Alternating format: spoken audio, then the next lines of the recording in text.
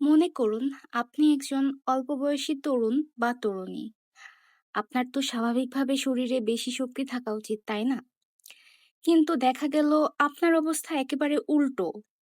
আপনি হাঁটতে গেলে শরীরে কোনো বল পান না। সবসময় একটু নির্জীব লাগে, অনেক দুর্বল লাগে, মাঝে, মাঝে মাথা ঘোরায়, মাঝে, মাঝে বমি পায় এবং শরীর প্রচণ্ডভাবে দুর্বল। আপনি চিকিৎসকের কাছে গেলেন। চিকিৎসক আপনাকে হরমোন, ব্লাড এবং আরো অন্যান্য অনেক লম্বা লিস্ট ধরিয়ে দিল টেস্ট করার জন্য। আপনি সব টেস্ট করলেন। টেস্ট করার পর দেখলেন সবকিছু নরমাল। আপনি কি করবেন বলেন তো? এই সমস্যাটা একটি মানসিক সমস্যা।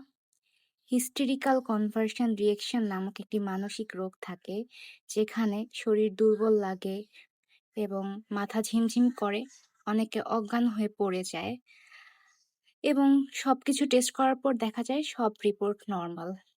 এই মানসিক সমস্যার জন্য বিহেভিয়ারাল থেরাপি প্রয়োজন এবং বর্তমানে বাংলাদেশে এটি খুবই কমন।